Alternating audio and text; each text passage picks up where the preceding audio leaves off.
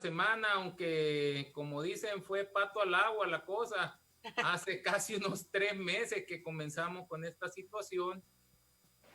Nuestro presidente anterior, el arquitecto Giuseppe Angelucci, nada menos con José Antonio, andaban en una misión oficial de la Cámara con personeros del gobierno, de alcaldías, y fueron del grupo de exiliados que se quedaron varados en México, andaban viendo un tema de un programa de seguimiento para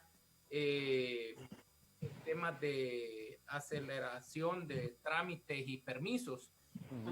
Y al final de cuentas, pues fue parte de un grupo porque mucha parte de la junta directiva anterior también quedó en Estados Unidos. 2 veces al año se dan, cada 3 años existe una feria muy grande que se da en Las Vegas que se llama el Conexpo, que es una expo que tiene de todo tipo de cosas relacionadas a nuestro mundo del concreto, pero que se destaca sobre todo por muchos equipos de minería, canteras, etcétera. Y hay otra que es todos los años, que se llama el mundo del concreto, y ese fue en febrero.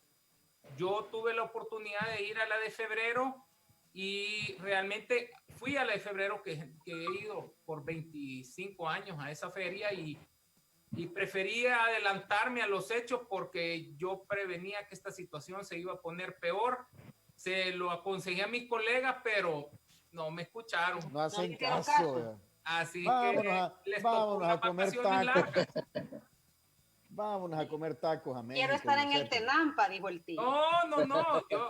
Mis amigos como Giuseppe y José Antonio, pues también iban en un viaje sumamente corto que se les hizo sumamente largo, ¿verdad?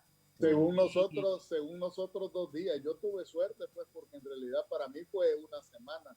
Pero para Giuseppe, nuestro presidente, que ustedes lo conocen también, como bien menciona el ingeniero Dada, sí se le hizo 3 meses y un poquito, ¿verdad? Hasta que logró regresar al país, porque se tuvo que quedar en México, no logró entrar ya. Okay. Bueno, ahora sí, pues después regresó, guardó su cuarentena y ahorita ya está ya con todas sus atribuciones y acciones listas. Entonces, ya habilitado. Como comentaba el ingeniero Dada, pues en ese lapso prácticamente a él le tocó asumir la presidencia de Casalco, ¿verdad? Digamos, sin el título oficial, y fue a través de un decreto, de los tantos decretos pues, que hemos tenido, que se habilitó el poder tener asambleas generales y elecciones de forma virtual. Así fue como el día 21 de mayo logramos tener al fin de junio, perdón, del 21 de mayo estoy hablando. 21 de junio logramos tener ya la elección, ¿verdad? La Asamblea General y la elección del ingeniero Dada y de la nueva Junta Directiva.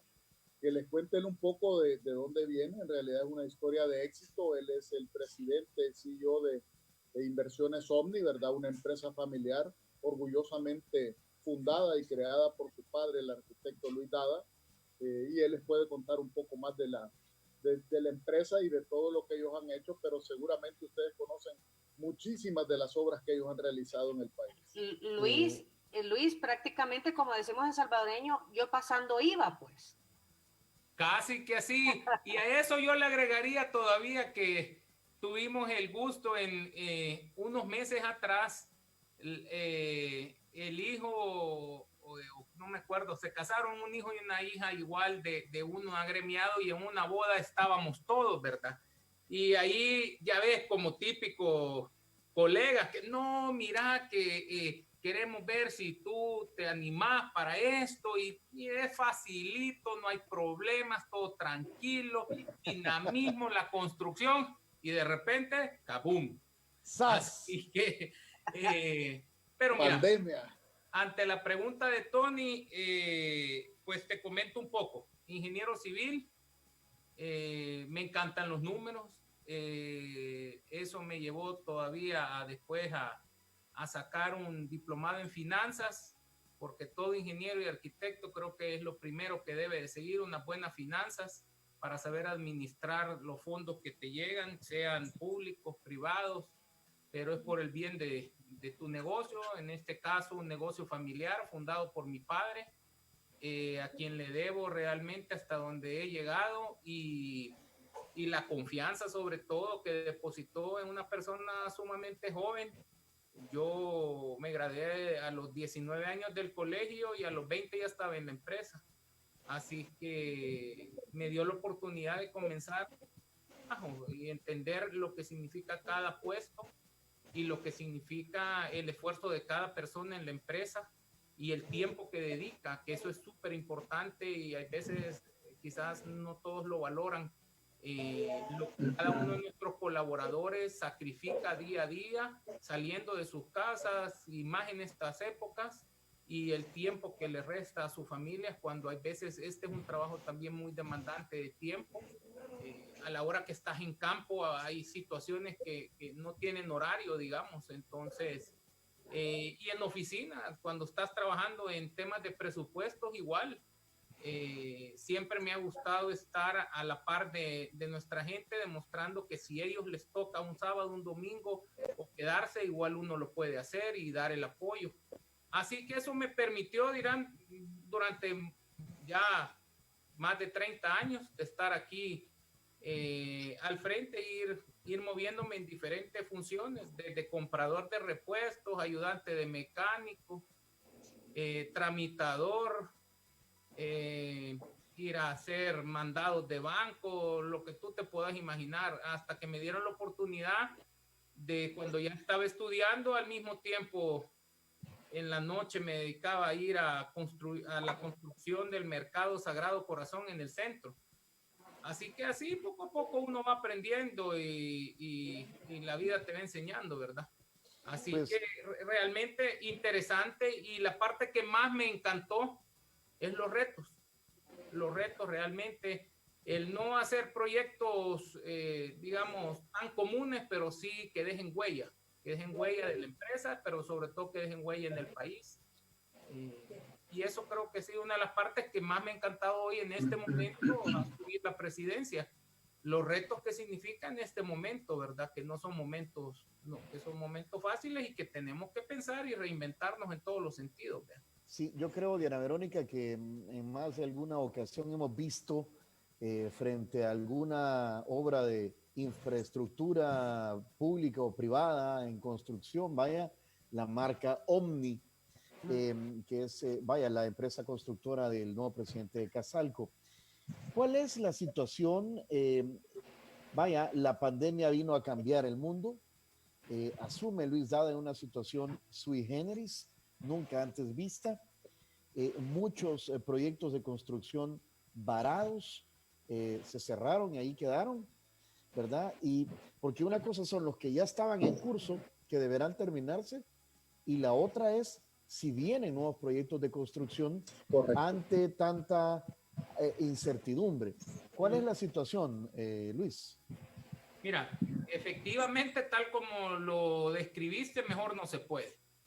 Son dos temas bien separados. Uno es muchos proyectos en proceso que quedaron en una suspensión el 21 de marzo, y lo cual conlleva varias situaciones. Una, estamos a fin del verano, inicio de un invierno que no sabemos qué nos deparaba, y nos vino a deparar de entrada una tormenta que generalmente tenemos a fin de los inviernos y no a inicios de los inviernos. Entonces eso vino un poquito a complicar las cosas, porque al quedar suspendidas las obras de un solo momento, nadie se preparó. Entonces, ¿qué significa? Que tu vecino estaba construyendo una casa pegada a la tuya y hizo un corte pegado a tu casa y iba a empezar a construir el muro, y como ya no regresó el día lunes, ahí pudo haber dejado tirado el hierro, la excavación a medias. Viene una tormenta, se lava y es un riesgo para tu vivienda, para tu edificio contiguo, y así como esos proyectos en carreteras que estaban haciendo cajas, pasos de agua. En la troncal del norte había un agremiado que estaba trabajando en un túnel que lleva para la construcción de un centro comercial en desarrollo en la zona, y el túnel quedó con el ademado y con todo a media, ¿verdad? Entonces, si ese tipo de situaciones no las atiendes, si viene el invierno, los daños se convierten en daños más grandes todavía. Se puede cortar la carretera, se te puede caer tu vecino, etcétera. Así que en esa misma situación, pues, con la ayuda de nuestro director ejecutivo, insistimos en el gobierno en que durante la pandemia nos diera acceso a atender bajo protocolos de seguridad ya establecidos por la Cámara, para poder ver lo que le llamamos obras de vulnerabilidad. Y con eso logramos activar hace como quizás unos 2 meses una serie de 60 proyectos o un poquito más, y con un promedio entre los 60 proyectos quizás de un poco más de 1,000 personas, donde gracias a Dios no hubo ningún contagio, las cosas se manejaron muy bien y logramos atacar situaciones que ya se estaban dando, no ni siquiera de prevención, en algunos casos ir a corregir problemas que iban a causar serios accidentes. Entonces, o sea que el gobierno permitió que aquellas obras que representaban vulnerabilidad, pre-vulnerabilidad, por así decirlo, u otras, como tú has apuntado, Luis, de que ya estaban dando problemas, entonces se continuara. Yo creo que es importante lo que tú acabas de mencionar. No hubo en estos proyectos nadie contagiado porque ustedes ya tenían activados protocolos de bioseguridad para trabajar a pesar de la situación vulnerable de pandemia. Cuestión que se debe mantener, continuar e incluso perfeccionar, Luis. Y yo creo que esto es bien importante porque habla mucho de la situación que estamos viviendo en este momento, en donde se está discutiendo si reactivar una cuarentena, qué parte de la economía puede o no puede trabajar, debe o no debe trabajar. Y en ese sentido, ¿cuál es tu valoración sobre la situación actual de la construcción en medio de esta pandemia? ¿Qué es ustedes como sector? ¿Qué es lo que están haciendo y lo que sugerirían en todo caso hacer para efectos de no elevar el número de contagios? Que es al final lo que buscan estas medidas gubernamentales. Correcto, mira. Totalmente. Fíjate que en ese tema yo te quiero comentar 2 cosas. Primero, nosotros, tras la línea principal de Casalco, que es perseverar la vida de nuestros trabajadores, que es la base fundamental. Nuestro negocio, como muchos, es una pirámide. Por mejor ingeniero que podamos ser, administradores de empresas, si nuestros obreros no están bien, nosotros no hacemos nada. Entonces, básicamente tenemos que perseverar la vida y la salud de ellos. Automáticamente eso hace lo mismo en la cadena hacia abajo, incluidos nosotros, nuestras familias y cómo nos movemos. Es impresionante ver, nada menos en la mañana vi un video que me habían enviado de cómo hacen un experimento con un líquido especial que se lo ponen en las manos a una persona y no le dice a los demás, y empiezan en una pequeña reunión, aunque tenían un cierto distanciamiento, alguien tose, y después con una luz ultravioleta te determinan impresionante todos los lugares donde se pudo haber regado el virus. Basado en eso, te puedo contestar de que definitivamente nosotros fuimos de los primeros en presentar un protocolo bajo nuestro propio lineamiento. Yo personalmente asistí a las reuniones al Ministerio de Trabajo y con personeros del Ministerio de Salud, donde se discutió y se nos presentó los protocolos que ellos ya estaban trabajando para diferentes sectores, pero no de la construcción. Entonces, después tuve la oportunidad de poder presentar nuestro protocolo, el cual era más amplio. ¿Por qué? Porque cubría todo lo que ellos habían presentado en cada uno de los diferentes sectores donde iban supermercados, bancos y todo lo que había estado operando durante la pandemia. Y el nuestro pues era no tanto solo más estricto, sino que tenía las diferentes posibles situaciones desde cómo educar a la nueva sociedad, digámoslo de esta manera. el nueva forma de trabajar, desde cómo tienes que ser consciente en tu casa, de que si tú estás enfermo, sabes que no debes de salir. El autocontrol en casa, durante el transporte, el proceso, cómo se iban a recibir en las obras, el distanciamiento social en la obra, a la hora del ingreso, el control de temperatura y todo el protocolo. Luego, cómo se iban a ordenar a la hora de ir al baño, no entrar en grupos grandes, a la hora de la comida, a la hora de tomar un descanso. Gracias a Dios, la mayoría de proyectos en construcción, en desarrollo, digamos, son proyectos abiertos, ventilados, lo cual ayuda a nuestro sector grandemente. Y de ahí también un proceso a la hora de volver a salir del proyecto. A ver, José, yo cuando me voy movilizando, las pocas veces que uno tiene que salir, porque uno no debe salir si no es necesario, pero paso frente a algún proyecto que está ya o que estaba en desarrollo, trato de ver si ya están los trabajadores ahí y muy poco lo he visto. Yo no sé qué tantos constructores han logrado rearrancar en esta primera fase de la reactivación económica. Y dejo la pregunta también ya, ¿qué pasaría con el sector construcción si nos vuelven a encerrar, digamos, 15 días más?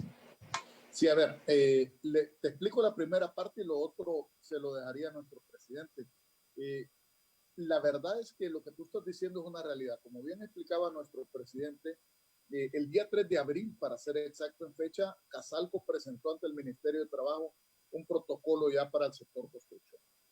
Estuvimos unos 2 meses más o menos entre lo que hablábamos, regresábamos, nos pedían otros cambios, nosotros proponíamos, y esto ya iba siendo basado también en la experiencia propia de estas obras en vulnerabilidad que nosotros habíamos iniciado a trabajar, que nos iban dando ya parámetros de ajuste.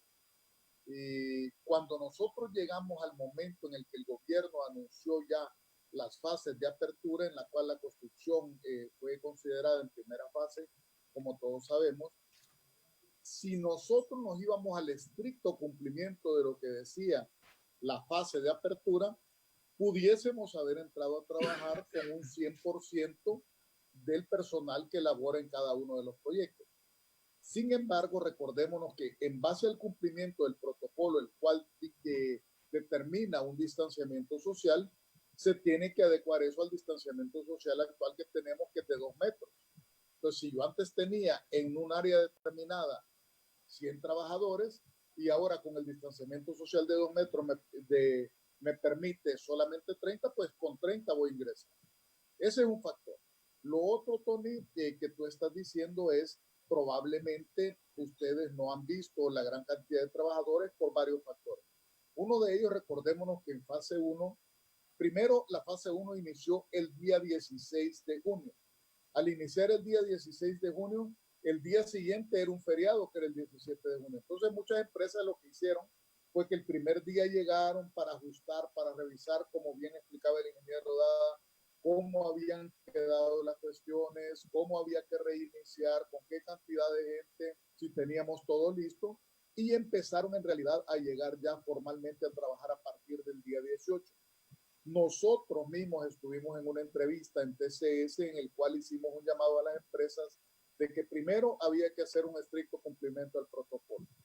Segundo, que nosotros recomendábamos que se diera una gradualidad que hasta cierto punto venía autorregulada por el transporte público. Recordémonos que el transporte público no entró en fase 1. Nosotros, aunque hubiésemos querido que fuera así, entendemos perfectamente por qué no se hizo. Si el transporte público es uno de los principales focos de posibles contagios, si no se maneja adecuadamente, entonces eso también era una limitante, considero una limitante, y pudiéramos nosotros decir, y esto lo discutíamos ayer con Luis, previo a esta entrevista, que en la mayoría de obras, y por eso digo la siguiente parte se la dejo a él como empresario para que la conteste, pero considerábamos que en la mayoría de obras, probablemente algunas andarían con un 30% de trabajadores hasta el momento laborando, trabajando, algunas tal vez un poco más dependiendo del tamaño de la obra y de lo que ellos estaban haciendo, pero por ahí debería de andar. Y nosotros en realidad, como representantes del sector formal, del sector construcción, nos sentimos satisfechos de que eso sea así, porque para nosotros lo más importante, como ya hemos mencionado, es preservar la salud y la vida de nuestros trabajadores, y de otra forma sería mucho más complicado hacerlo. Recordémonos que nosotros, y no se los tengo que decir, ustedes lo escuchan y lo repiten constantemente, lo he oído, nosotros salimos a trabajar con la pandemia.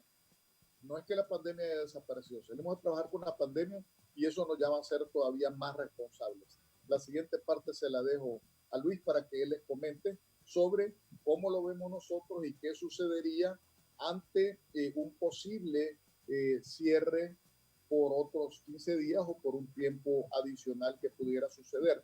No sin antes decir de que en el caso particular de la industria de la construcción, así como en otras industrias, lo que sí no tenemos que descuidar es que todavía estamos en el inicio del invierno, no sabemos qué invierno vamos a tener, hay obras vulnerables que no podemos descuidar. Dejo la palabra a Luis. Luis. A ver, en ese tema, digamos que lo primero que te diría yo es, en las obras esas de vulnerabilidad, nosotros, se me olvidó mencionar un tema sumamente importante. No es que todos los proyectos llegaron a trabajar en todo. Solo y exclusivamente se hizo un levantamiento con las empresas.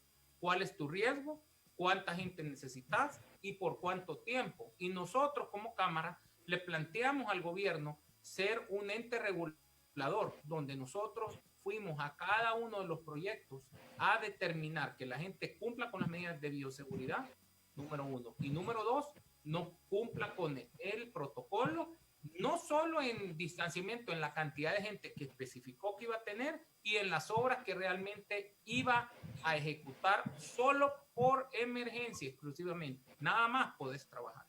Entonces, con la pregunta que antes hacía Tony, que él ve que los proyectos se ve poca gente. Efectivamente, aunque en fase 1 la industria ha comenzado al 100%, entre comillas, la primera recomendación que nosotros hicimos desde la semana pasada es, primero, tú necesitas adecuar tus instalaciones. Eso significa tener los suficientes insumos en la obra y la obra ya adecuada con, digamos, las mascarillas adecuadas, con el alcohol gel, con los termómetros y con todo, con toda la señalización que tengas que poner en la obra, que también te sirve para la inducción que le tienes que hacer a la gente. Hasta que tú estás listo con todo eso, la mayoría de la gente tomó la semana anterior en eso y muchos proyectos, digamos, reiniciaron a partir de este lunes. Entonces, digamos, apenas llevamos una semana ya trabajando y yo he estado midiendo los porcentajes de asistencia. Los porcentajes de asistencia están autorregulados automáticamente por la falta del transporte público y andan por un promedio de un 30% en muchos proyectos. Y incluso aunque tú pudieras tu gente llegar al 100%, tampoco lo recomendamos porque consideramos que es un tema de que tiene que ir gradual. ¿Por qué? Porque ese primer 30% o 15% que llegó, tú tienes que hacerles una inducción, hay que darles charlas, hay que terminar de educar muy bien a todo nuestro personal sobre todos los temas. Te puedo decir que me he encontrado y he escuchado casos donde realmente quizás el obrero no esté enfermo, pero alguien más de su casa sí.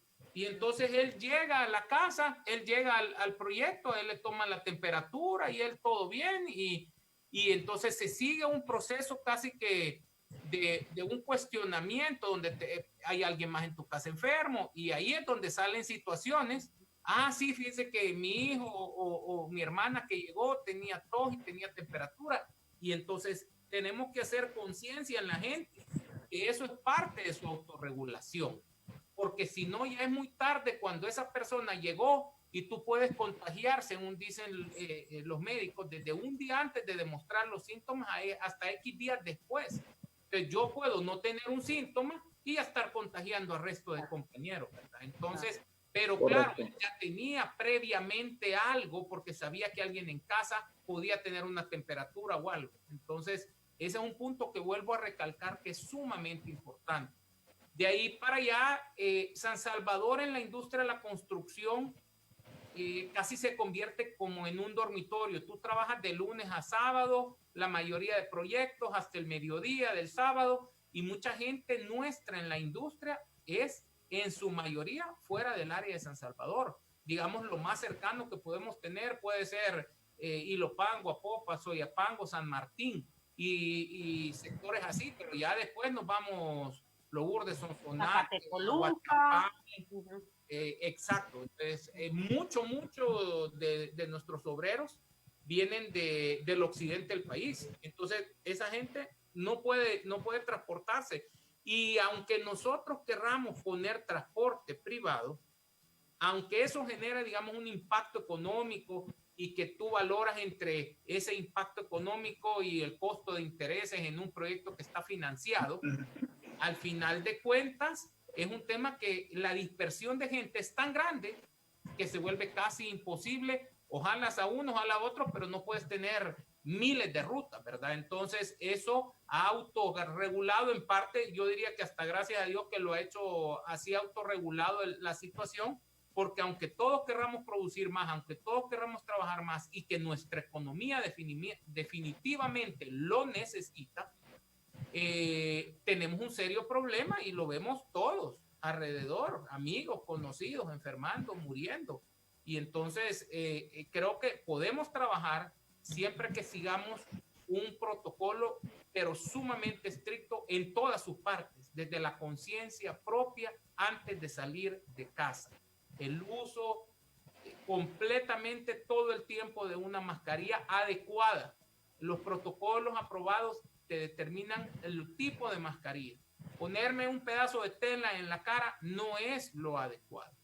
Eso está comprobado, el tipo de mascarilla, o usas una quirúrgica o usas ¿Y esa ustedes la proveen en el lugar de trabajo? Nosotros les proveemos a todos nuestros trabajadores.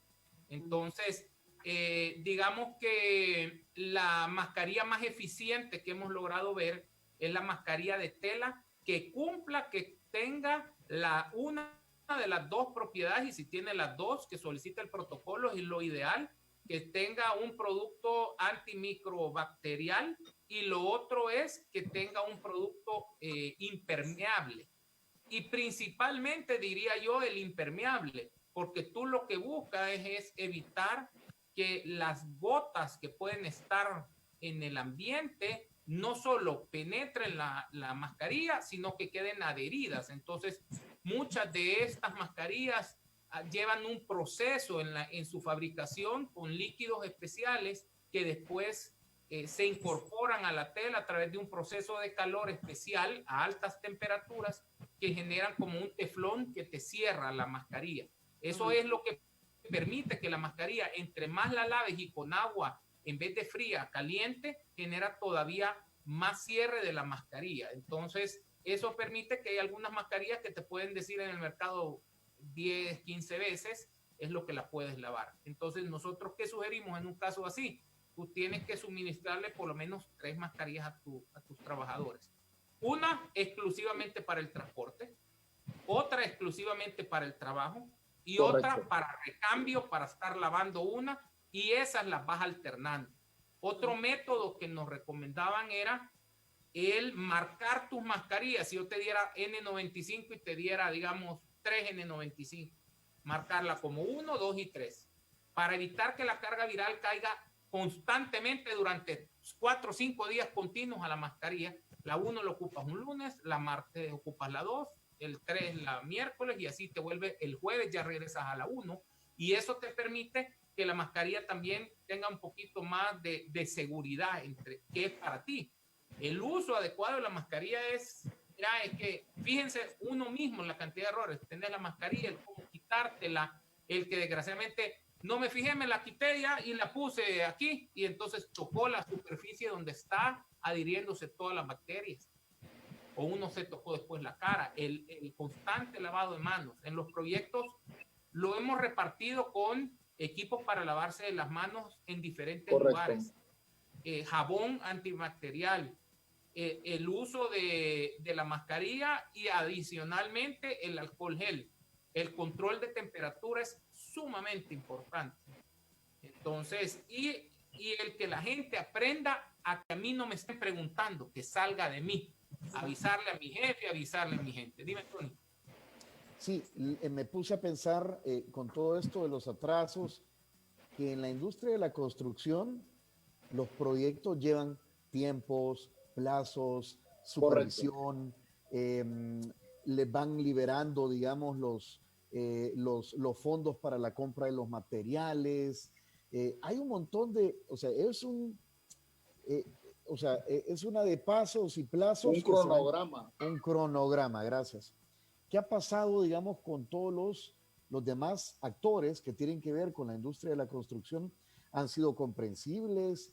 Digamos, ¿se han ido ajustando también a esta nueva realidad? Sí, mira, todos, o sea, todos estamos en el mismo barco y gracias a Dios nuestros colegas que son nuestra cadena de suministro, que importantísimo, la Cámara, ya que lo dices, la Cámara tenemos 3 comités, contrato, vivienda y productores y distribuidores, que son la vida del suministro de todos nuestro producto básico, aluminio, ventanas, hierro, concreto, cemento, madera, las ferreterías. Entonces, ese fue otro punto importantísimo, la solicitud de que se incorporaran las ferreterías a poderle vender a las empresas constructoras en la época de la pandemia para tratar exclusivamente estos temas de emergencia, porque de nada me servía llegar yo y conseguir unos obreros si no tengo con qué muchas veces arreglar un problema que tenga, ¿verdad? Entonces, la cadena de suministro se vuelve importante y todos se han adaptado, digamos, a esta situación.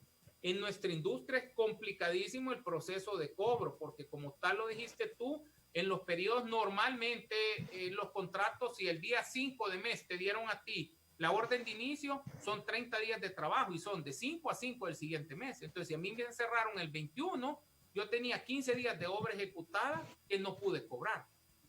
¿Ok? Y adicionalmente, el mes anterior, tú lo cerraste el 5 de marzo, por decirte un ejemplo. Y en todo lo que tú recolectas toda la obra ejecutada a partir del 6 de marzo, la presentas a que tu supervisor te la revise y te la apruebe, y presentas al propietario el cobro, fácilmente lo hubieras podido presentar siendo eficiente entre el 15 y el 20. Y en eso cerró todo el mundo y entonces todo lo que habías hecho hasta 30 días antes fácilmente no recibiste pago. Entonces muchas empresas quedaron en una situación bien complicada económicamente. Entonces eso vino a complicar más la situación. Aparte que generalmente los proyectos también a nivel gubernamental siempre llevan todavía procesos un poquito más rigurosos y es más tardado el ir recuperando la inversión.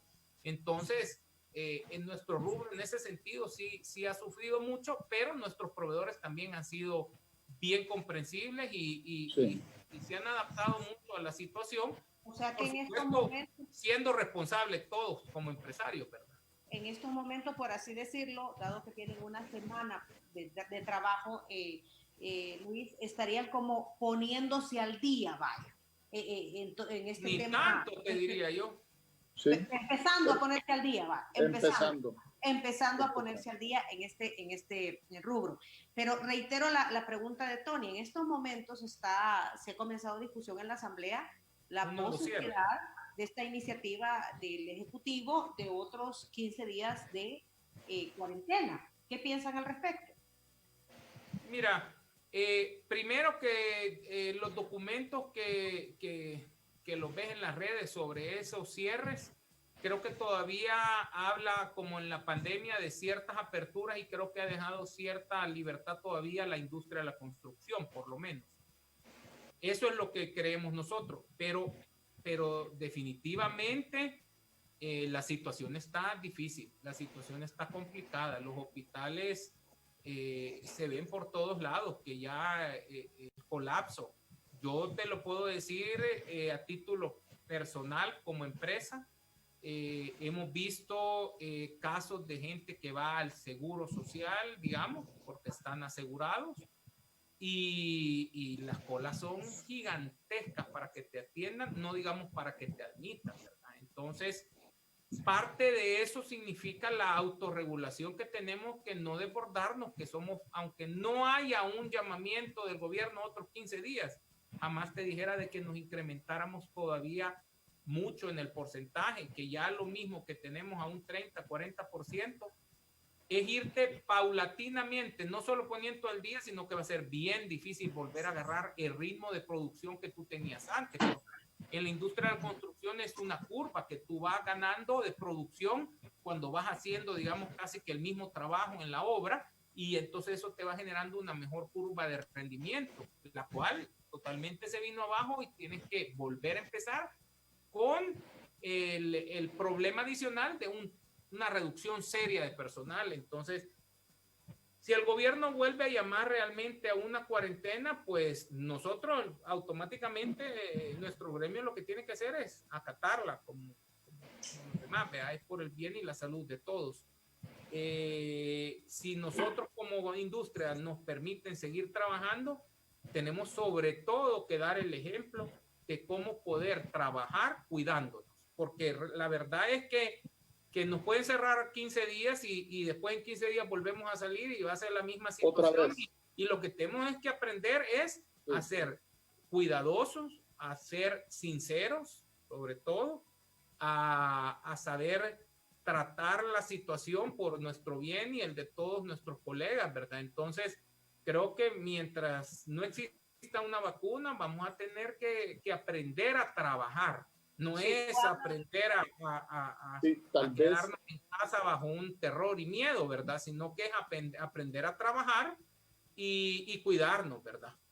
Sí. Perdón, tal vez interviniendo un poco y abonando, si se puede, a lo que ya estaba diciendo nuestro presidente. En realidad, como él mencionaba, impactos hay, impactos ya hubieron, impactos van a seguir habiendo, pero el impacto más grave que nosotros pudiéramos sufrir es en la salud y en las vidas de nuestros trabajadores. Pues, o sea, algo tenemos que reconocer, que si no tenemos salud y si la gente se enferma y se muere, eso es lo peor que nos puede pasar. Porque entonces no hay empresas, no hay países, no hay mundo, no hay nada. Entonces tenemos que tratar de buscar, nosotros hemos dicho, un balance entre la salud física y la salud económica. Un tanto difícil de lograrlo. Nosotros hemos estado en varias reuniones, una de ellas con todos los presidentes de las cámaras de construcción de América Latina a través de la FIC, en la Federación Interamericana de la Industria de la Construcción, de la cual nuestro expresidente, el arquitecto Angelucci, es vicepresidente, y ahí estuvimos, por ejemplo, reunidos, estaba el gerente de infraestructura del BID, y ya les vamos a comentar un poco de todos los trabajos paralelos que nosotros estamos llevando para tratar de ver cómo se nivela eso. El gerente de infraestructura del BID daba algunos números interesantes y él decía que, por ejemplo, a nivel América Latina, porque lo que ellos están analizando ahorita, decía, no va a haber una baja en el PIB de los países de menos del 5%.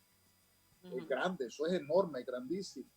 Hablaba de números de desempleos y de pobreza y decía, se tiene estimado que en América Latina van a crecer en 30 millones los pobres, que van a crecer en 38 millones los desempleados. Nosotros hemos hecho números en base a estimaciones que ya tienen administradoras de fondos de pensiones de la caída que ha habido, por ejemplo, en las cotizaciones de las AFPs, y hablaban de un 14%. Entonces, con Luis Dada hablábamos de este tema y decíamos, bueno, si esto lo extrapolamos a nuestra industria, con la cantidad de trabajadores que tenemos, estaríamos hablando de un mínimo de 28,000 trabajadores. Entonces, son números que impactan. Sí, pero preferimos, no es que quisiéramos tener esa cantidad de desempleados, pero preferimos tener esa gente, digamos, desempleada, viendo cómo nosotros regeneramos trabajo, porque forma de hacerlo va a haber, siempre y cuando podamos sostenernos en una línea en la cual las empresas no quiebren, mantener un cierto equilibrio, a tener esa cantidad de personas fallecidas, ¿verdad? Entonces, ahí es donde tenemos que tratar nosotros de buscar el balance. Hay muchísimos organismos internacionales que se nos han acercado, que hemos hablado, hemos tenido reuniones ya con la sección comercial de la Embajada Americana para hablar del tema, con el AID, con el BID, como mencionaba, a su momento con el Banco Centroamericano de Integración Económica y el Banco Centroamericano de Integración Económica, como bien mencionaba Luis ahorita, nos dijo, miren, nosotros tenemos ya una serie de préstamos aprobados para ciertos rubros, entre los cuales está la construcción, y lo que hay que hacer es que hay que operativizarlo. Vamos a tener que ser muy ágiles en todo esto. La ministra de Vivienda también, no sé si ustedes se dieron cuenta, en estos días, a pesar de que estamos en la pandemia, también ha activado una mesa para ver el tema de la ventanilla única y la agilización de trámites. Un tema importantísimo. Con ustedes en este programa mismo lo hemos hablado muchísimas veces, claro, lo de la agilización de trámites. Hemos hablado de la ley que existe, que no opera. El organismo de mejora regulatoria. Exactamente, todo eso. La ministra ahorita ya instaló la mesa, ahorita todavía no han invitado a los privados, nosotros no hemos sido invitados todavía, pero ella ya nos dijo y públicamente lo ha dicho en un tuit de que Casalco va a ser considerado. Precisamente cuando nuestro presidente, el ingeniero Dada, explicaba que el arquitecto Angielucci, el expresidente y su servidor estábamos fuera en una misión oficial, estábamos con ella y estábamos con otros miembros de gobiernos municipales viendo un programa de la OEA precisamente para la ventanilla única. Entonces, van a haber muchísimas cosas que vamos a tener que nosotros hacer y que vamos a necesitar el apoyo de las entidades gubernamentales, sea gobierno central o gobiernos municipales, para poder jalar adelante la economía, porque que va a haber un impacto, no va a haber, ya lo hay. Ya lo hay. No tenemos la menor duda de eso. Y también recordémonos que al tener nosotros como industria un impacto, esto también impacta en el Estado, esto impacta en las finanzas del Estado, porque estamos hablando de impuestos, de impuesto al valor agregado, impuestos sobre la renta, retenciones, etcétera, etcétera, que tienen también un factor importantísimo que jugar en eso. O sea que básicamente la posición de Casalco es, bueno, si el gobierno nos vuelve a cerrar 15 días más, se cierra. Pero es mejor, dicen ustedes, pensar que podemos volver a trabajar cuidándonos, tal y como lo han venido planeando y como están establecidos los protocolos. O sea, lo que entenderíamos es que ustedes apelan a la autorregulación, a la educación de cada una de las empresas y de sus trabajadores, de sus colaboradores, para impactar considerablemente en el mínimo de personas contagiadas. Totalmente. Yo le voy a dejar la palabra a nuestro presidente porque veo que ya el tiempo va siendo corto, pero solo me gustaría recalcar un tema. Sí, pero recordemos que nuestra industria, no es que nosotros queramos un beneficio particular para nuestra industria, pero por el mismo comportamiento de la industria nosotros tendríamos, digamos, alguna ventaja, si lo queremos ver así, en la forma que trabajamos para poder continuar trabajando, aunque sea en un porcentaje bajo, y sobre todo porque es importantísimo por la llegada del invierno. No podemos nuevamente volver a detener las obras así de tajo, porque si no podemos tener problemas con obras vulnerables, etcétera, y Dios no quiera vayamos a tener otra tormenta como la que vino y nos agarra de nuevo desprevenidos. Y se pierde lo hecho, ¿no? Y se pierde lo poco que se ha avanzado incluso. Ese es otro problema. En nuestro negocio, la época del invierno requiere una cantidad de reproceso que no tenés idea, porque lo que hiciste ahora, dejaste preparado para la mañana siguiente y en la noche cayó una gran tormenta, que no todas las noches cae, y el rendimiento de trabajo en el invierno se reduce a trabajar quizás hasta las 5:30, 6. De esa hora en adelante generalmente nos caen tormentas. Y ¿cómo se llama? Hace que tengamos que reprocesar la mañana siguiente, hay que arrancar limpiando. Si tenía Miremos el caso de la residencial Santa Lucía, vaya, ahí hay obras en desarrollo que se inunda y ahí se pierde todo, no sé, ustedes sabrán mejor que yo, pero se pierde buena parte de lo que se ha adelantado. Por supuesto, es que la velocidad con que vas a poderlo reconstruir o poderlo hacer no es la misma que te está dando el mismo clima, ¿verdad? Entonces, por más que querrá avanzar, siempre vas perdiendo una parte y volvemos a insistir. Hay un tema que no estamos trabajando al 100% y entonces también tu rendimiento es mucho menor. Así que es una situación compleja. Y como decía José Antonio, es un tema que vuelvo a insistir, la seguridad y la salud de todos nuestros trabajadores es lo primordial. Entonces, y creo que el que todos cooperemos, la educación y en lo que es, nosotros hemos pensado implementar, por ejemplo, a título personal en empresas, en el área de comedores, por ejemplo, un video que esté pasando constantemente en un loop, en el que en los comedores, en televisores, sobre todo con dibujos animados o lo que tú quieras, sobre lo que es el distanciamiento, la toma de temperatura, sobre todas las normas de seguridad que tú debes de tener.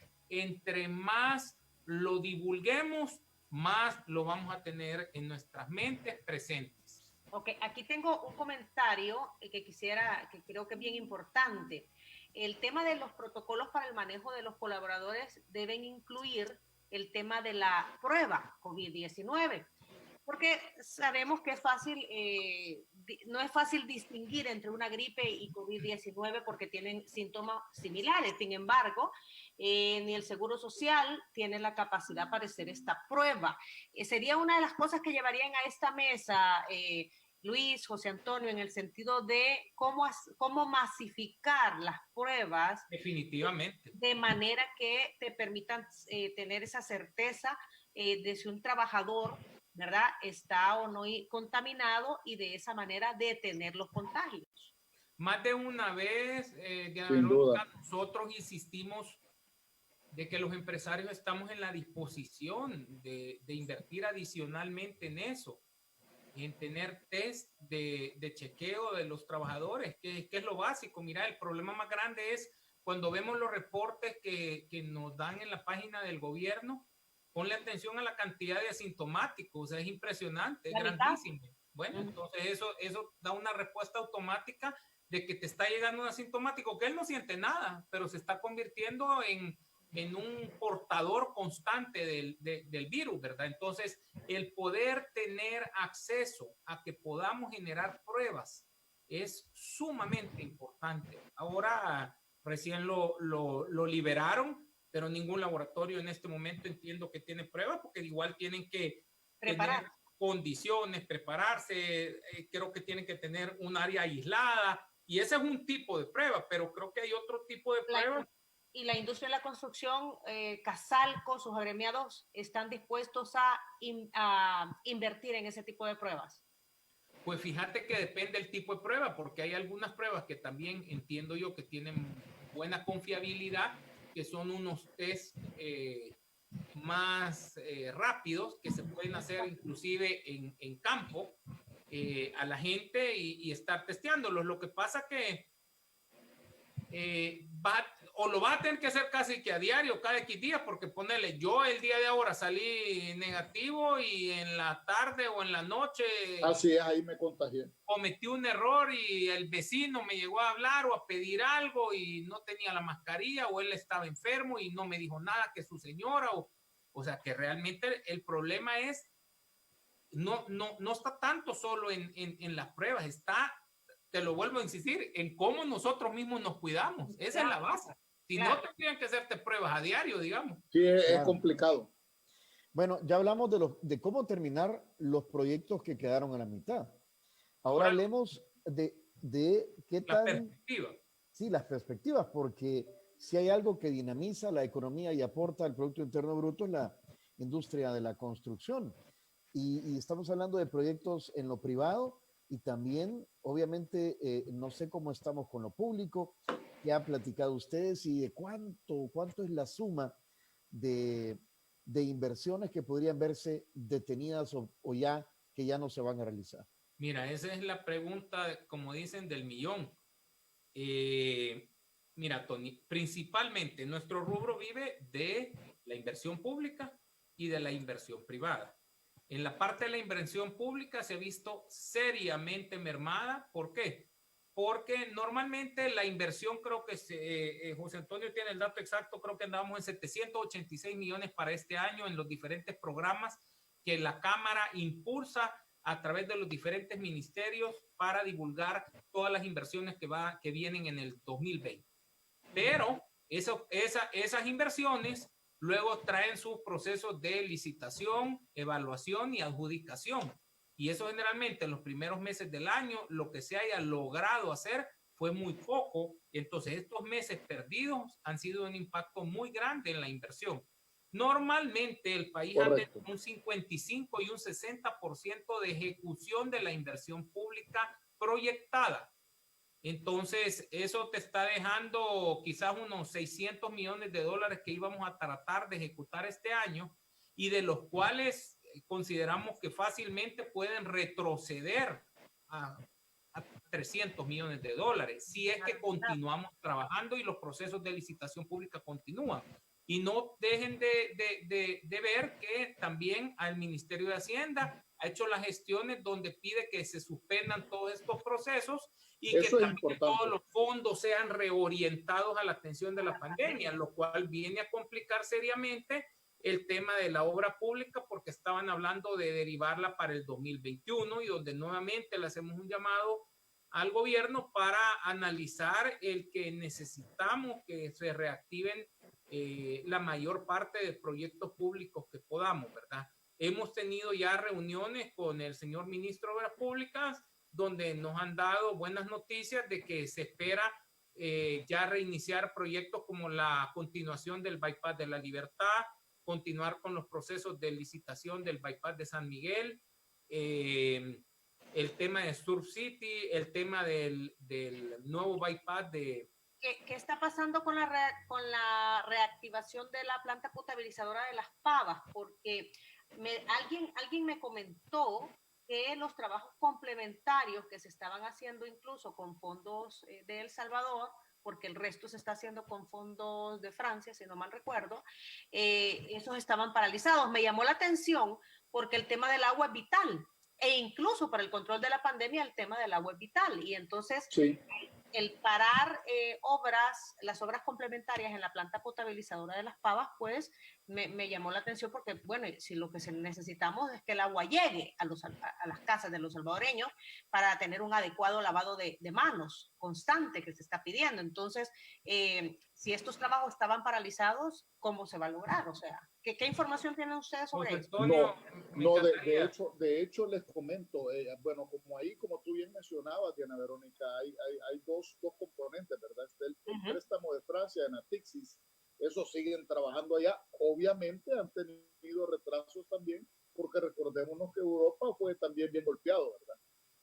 Digamos, hubo una reducción en cuanto al ritmo que traían con esos trabajos, pero siguen trabajando. Y la parte de la obra civil aquí sí se detuvo, digamos, parcialmente en algún momento, pero se ha retomado. Eso sigue trabajando, obviamente, con un porcentaje más bajo, con un avance menor, por los mismos temas de las consideraciones propias de protocolos y de la pandemia, pero sí se está trabajando, pero el ritmo sí bajó considerablemente. En algún momento se detuvo cuando fue el momento, digamos, en el cual el gobierno a partir del 21 de marzo ordenó que tenía que haber un paro. Es delicado también trabajar ahí en este momento por la inminente llegada del invierno. Desafortunadamente se perdieron algunos momentos bien importantes en los cuales se pudo haber trabajado antes de la llegada de las lluvias intensas. Pues ahorita eso va a seguir trabajando, pero lento. Pero sí continúan los trabajos. Ok. Son las 8:58, Tony. No sé hasta qué horas habíamos pactado. Hasta las 9 de la mañana, pero creo que podemos pasarnos un ratito. Entonces, para concluir, ir cerrando, no se sabe. Solo hay, digamos, una promesa de reactivar o de activar las obras de infraestructura pública por parte del gobierno, ¿verdad? Porque, a ver, tratemos de hacer un recuento, Diana Verónica. Bueno, Surf City, ya habló Luis Dada. Está el bypass de San Miguel. Ajá, el de la Libertad. El de la Libertad. El de la Libertad. Los Chorros. Los Chorros, está todo lo de Fomilenio también. Que están pidiendo prórroga, exacto, porque Fomilenio tenía una fecha límite. Ayer lo dijo el ministro de Hacienda. A ver, las obras de grandes... La conclusión del aeropuerto, Tony. El aeropuerto. Bueno, los chorros al final, que era un derivador o era... Iba a ser un paso. Un viaducto. Un viaducto. Correcto. Un viaducto es la palabra. Bueno, un montón de obras que están ahí. Sí, esa es una obra enorme. De eso estuvimos hablando nosotros con el ingeniero Raúl Castaneda del Banco Centroamericano de Integración Económica el día lunes de esta semana. Y por ejemplo, esa es una inversión enorme, más de 200 millones de dólares. Parte de los fondos vienen de Corea, porque Corea ya es socio del BESIE. Y ahí en eso se tiene que continuar, pues son cosas que no se pueden parar. Miren lo que pasó ahorita con la tormenta. Se partió el tramo de carretera que da un alivio, digamos, a la pasada de los... En algún momento, pues ahí se suspendió el tráfico totalmente. Un momento se tuvo que limitar bastante el tráfico por los chorros, por el riesgo de los derrumbes. Entonces, en eso se tiene que seguir trabajando. En realidad, nuestro llamado es a que, si bien es cierto, el gobierno necesita reorientar fondos para atender la emergencia de la pandemia, no se debe de descuidar la inversión en infraestructura pública. ¿Por qué? Porque es un alto generador de empleo. Estamos hablando de varios cientos de millones de dólares y también en ese sentido nosotros hacemos el llamado a que, aparte de lo que se tiene que reconstruir ahorita por los daños de las tormentas, además de Cristóbal, que se vuelva a tomar en consideración el Plan Maestro de Infraestructura del BID. Recordémonos que el BID hizo, y el gobierno ya lo tiene por recibido, digamos, un Plan Maestro de Infraestructura, el cual estimaba que adicional a la inversión normal que hacía el gobierno son 800 millones de dólares por año, por un periodo de 20 años, los que se tendrían que estar haciendo. Y el BID, según nos comentó en esa reunión que estuvimos el ingeniero Dada y su servidor, ellos están dispuestos a continuar con eso, y ahí hay infraestructura para todo, red vial, aguas, lo que estábamos hablando, que Diana Verónica bien mencionaba, que es importantísimo. Estamos hablando de agua potable y tratamiento de aguas también, energía, telecomunicaciones, infraestructura pública de otro tipo. ¿Y qué pasa con los proyectos privados? Me estoy refiriendo a centros comerciales, residenciales. ¿Qué pasa con todos esos proyectos? Hoteles. Mira, las obras que estaban en proceso por el momento hemos revisado que todas continúan.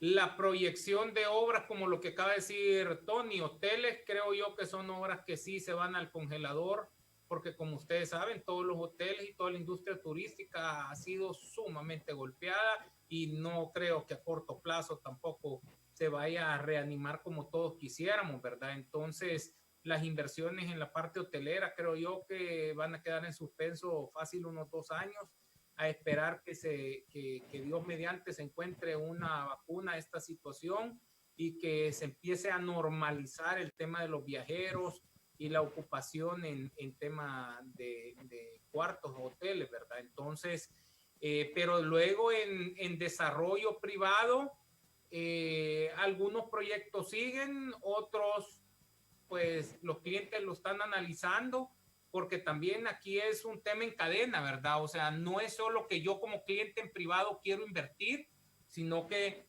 la banca tiene que estar a bordo y la banca está a bordo para dar créditos a largo plazo, pero también si el usuario final, Tony, Diana Verónica, van a comprar, tienen que garantizar que tienen ingresos para poder pagar el compromiso adquirido y que no se genera un problema después de estar la banca quitando inmuebles, digamos, por falta de pago, problemas de moras, etcétera, ¿verdad? Cualquier situación que se pueda derivar de esto. Entonces, eso es lo que podría en un momento generar que se disminuya. Por eso es tan importante que la economía tenemos que volverla a dinamizar, porque se estima que solo en América Latina va a crecer a más de 28 millones de personas que van a pasar a un estado de pobreza.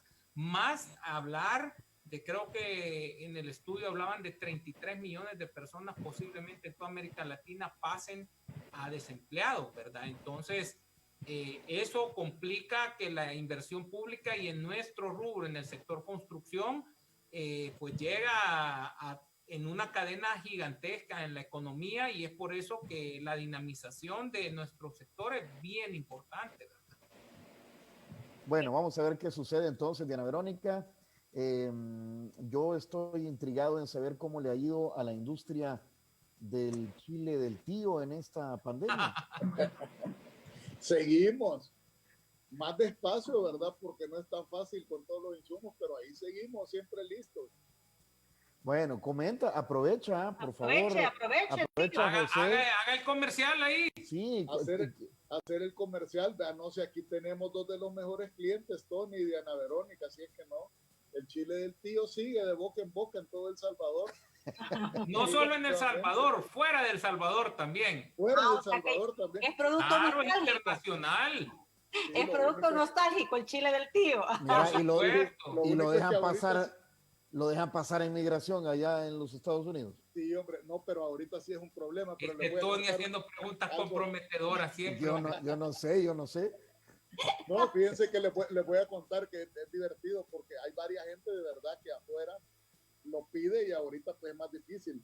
Pero algo simpático, ayer nada menos, no, anteayer, recibo un mensaje de una amiga que yo sé que estaba fuera del país, estaba exilada, ¿verdad? Y de repente me manda y me dice, hola, ¿qué tal? Hey, ¿qué pasó? ¿Y cuándo venís? Ya estoy de regreso en El Salvador, me dice, pero hemos pasado con mis hermanas 3 meses deseando tener chile, tío. ¿Me puedes traer uno en la casa? Pero bueno, en una salidita te paso dejando. Ya ve, ni las boquitas Diana las añoran como el chile del tío.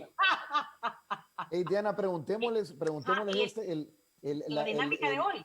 La dinámica de hoy con respecto al Congamix. Por ejemplo, el presidente de Casalco se come el Congamix con las pasas o le aparta las pasas. No, hombre, ¿cómo le va a quitar lo mejor? Las pasas.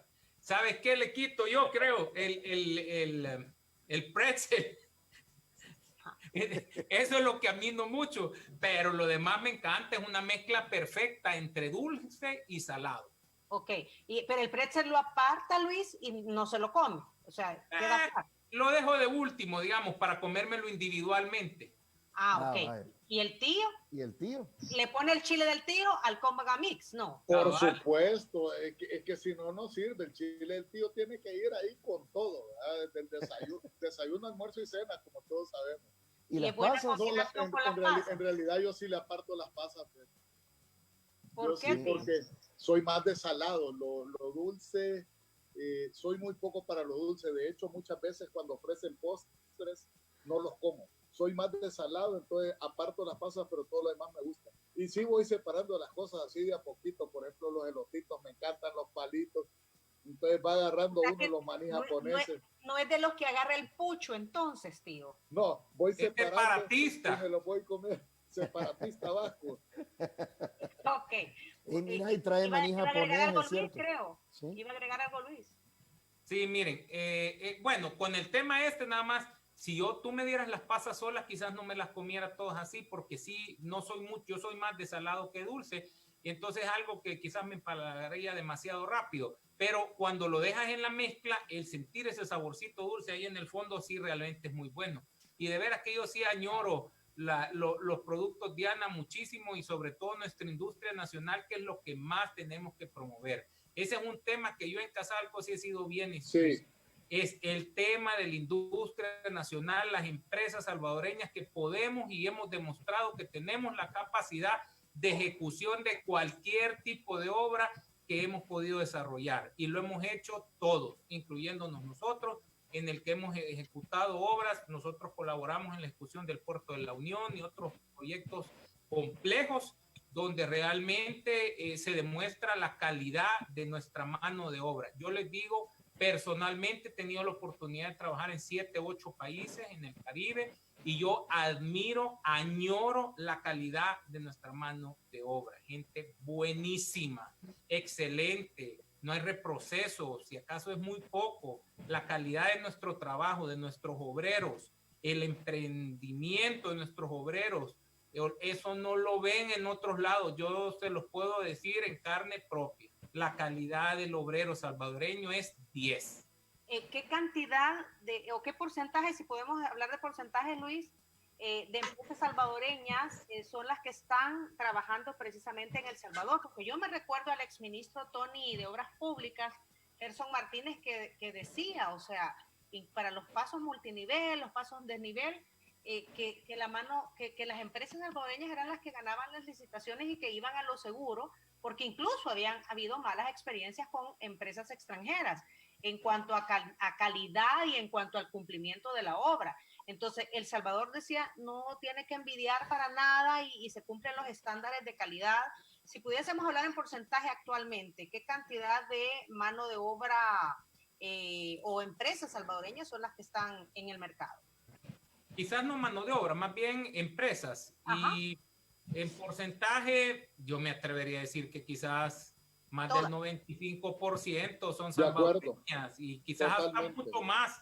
Me atrevería a decir que son muy pocas las extranjeras, realmente todavía más pocas las extranjeras responsables, que son responsables con nuestros obreros, les pagan lo que se debe con sus prestaciones adecuadas, y también a los subcontratistas, a la gente que les alquila, y no simplemente agarran una maleta, se van y dejan a la gente sin pagar, que se ha visto muchas veces. Nosotros estamos abiertos a todas las empresas extranjeras, invitamos a todas las empresas extranjeras, pero también a que sean correctos con las empresas nacionales, con los que les colaboran. Muchas empresas no vienen con maquinarias y equipos, sino que vienen a utilizar la maquinaria y el equipo local, ¿verdad? Entonces, ese es un tema bien importante, ¿verdad? Y al obrero. Y yo creo que si lo vemos en términos historiales, la cantidad de proyectos que han sido un fracaso en calidad y ejecución, casi que me atrevería a decirte que no hay con empresas nacionales, o serían... Si no veamos el Citrans, el Citrans fueron 3 empresas extranjeras, fueron 2 empresas extranjeras que al final el proyecto lo terminaron empresas locales. Correcto, y yo te puedo decir que nosotros participamos en una porción del Citrans con un paso a desnivel, el cual se hizo en menos tiempo del tiempo estipulado y con excelente calidad, y tenemos otros agremiados de la Cámara que de igual manera trabajan de una manera excelente y que ponen muy en alto el nombre de la Cámara y el nombre de El Salvador en calidad de proyectos. Entonces yo definitivamente sí te lo garantizo que yo me encuentro sumamente satisfecho. Estamos tecnificados, tenemos todo lo que cualquier otro país pudiera desarrollar. Aquí hemos desarrollado proyectos como en el puerto, yo te lo puedo decir, con procesos de sistemas de deslizado. Vayan, les invito a que vayan cuando se pueda a conocer cómo ha sido el proceso constructivo de un tramo del bypass de la Libertad, hecho por una empresa salvadoreña que ha hecho un magnífico trabajo de ingeniería sorprendente. O sea, calidad salvadoreña. Omnies. No, con mucho orgullo puedo decir que se trata de FESIC, un miembro de la Cámara y que trabaja muy bien, dígalo. Y ha hecho un trabajo de ingeniería excelente. Bueno, hasta aquí llegamos, Luis, José. Gracias por el tiempo de ustedes, por ayudarnos a entender al día de hoy cómo se encuentra la industria de la construcción. Otro día hablaremos también de temas medioambientales y todo esto, ¿verdad, Diana Verónica? Y la propuesta, José Antonio, que llegaste a, bueno, la última vez que nos vimos creo que fue que hablamos de eso, de esta propuesta que ustedes habían presentado a la Asamblea Legislativa de desarrollo de vivienda popular. Popular. La ley de inclusión, la ley de inclusión habitacional. Exacto. Sí. Ese es un tema que inclusive ahorita que está la ministra de Vivienda hablando de la reactivación de la economía, etcétera, se lo hemos mencionado nuevamente y lo tenemos que retomar, porque esto tiene que ser un tema integral. Los trámites, pero recordémonos que hay muchísimo de vivienda de interés social. Claro. Para decirles algo también, el día que tuvimos la reunión con el BESI, yo digo, y siempre me gusta aclarar, aunque yo creo que ya lo damos por sentado, tuvimos reunión, dicen esto se andan reuniendo con medio mundo, todas son virtuales, así como estamos con ustedes ahorita, pero tuvimos la reunión con el BESI y nos comentaban de que ellos tienen aprobado ya $70 millones para programas de vivienda de interés social. Entonces yo se lo recordé ya a la ministra de Vivienda y hay un montón de cuestiones. La ley de inclusión habitacional, vital también en este momento. Entonces hay un montón de cosas que vamos a tener que hacer para reactivar la economía y poder atender las necesidades de nuestro país. Ok, la próxima vez conversamos de eso. ¿Ya viste por qué se pone en ese fondo, Tony? ¿por José qué? Antonio y Luis, se ven celestiales, ¿no veías ahorita? Ah, Con un halo. sale el aura, pues, si Se le somos ve un halo. altos. Con un Se halo le- de luz. Miren, yo quiero tomarme un minuto solo para decirles algo. Ayer un buen amigo me compartió algo que realmente me encantó, que decía que en la vida uno tiene que mirar en 5 direcciones. Dice, adelante para saber a dónde vas, atrás para nunca olvidar de dónde vienes, a los lados para saber quién te acompaña en el camino de donde vienes, hacia abajo para jamás pisotear a nadie en tu camino y hacia arriba para ser siempre y tener presente que hay alguien que nos cuida y nos protege. Qué bonito. Qué bonito. Qué bonito. Con eso nos quedamos y que nos sirva para lo que resta de esta situación tan difícil, a cuidarnos todos, por favor, la salud, a cuidar ustedes a sus trabajadores y a ver qué pasa, ¿verdad? En la Comisión Política dijo el presidente de la Asamblea que van a llamar a partir del lunes a diversos sectores, Lunes y especialistas, lunes y martes, no sé si Casalco va a estar incluido, pero